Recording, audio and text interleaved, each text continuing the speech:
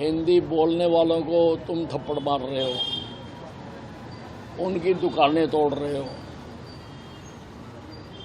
उनको निकल जाने के लिए कह रहे हो, तो फिर ये क्या है? क्या कर रहे हैं आप?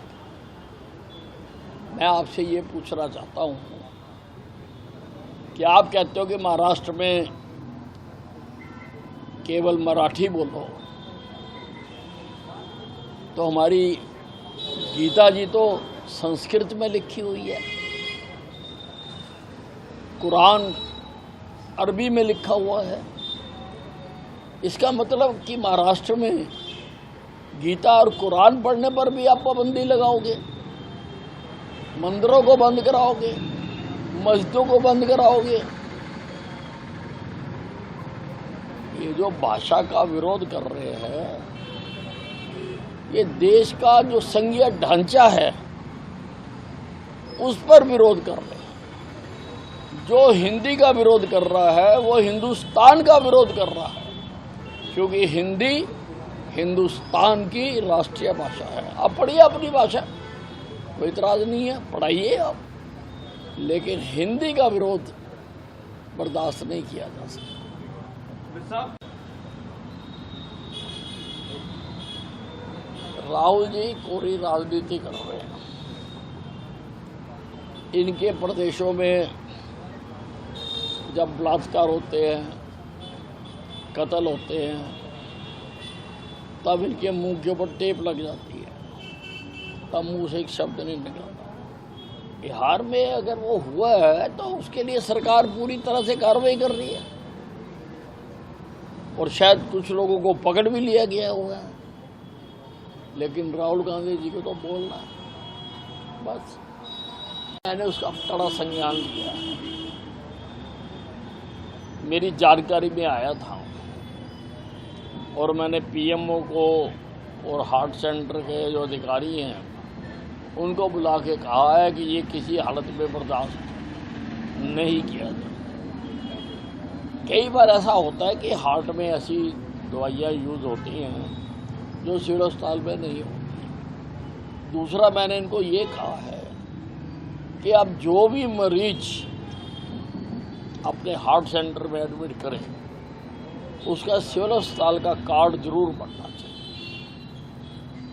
मैंने पीएमओ को भी कहा है कि चाहे वहाँ एक कंप्यूटर लगाओ, क्योंकि वो इमरजेंसी होती है, वो जाके लाइन में लग के कार्ड तो नहीं बनवा सकते, लेकिन हार्ट सेंटर बनाए।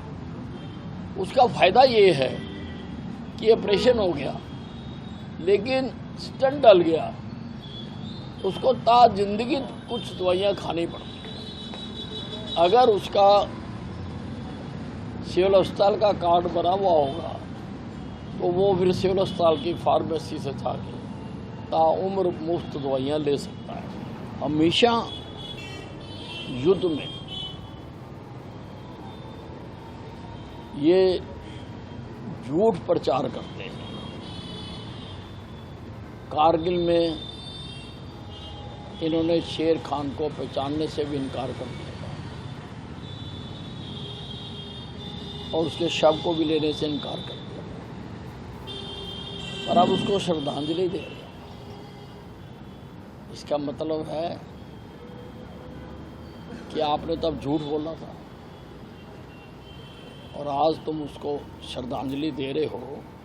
इसका मतलब तुम्हारा ही आदमी था, तुम्हारा ही आदेश्वर, उसने कारगिल में जो दुस्साहस किया तुम्हारे कहने से ही किया।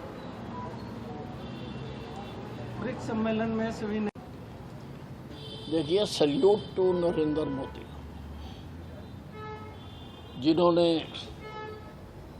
पहले सांसदों के डेलीगेशन भेजे अलग अलग देशों में, उसके बाद लगातार वो कई देशों में दौरा कर रहे हैं और लोगों को सच्चाई बता रहे हैं।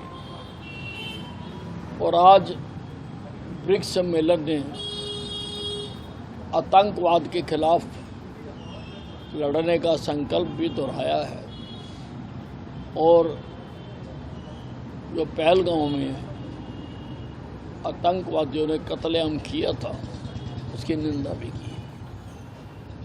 सर संजय राउत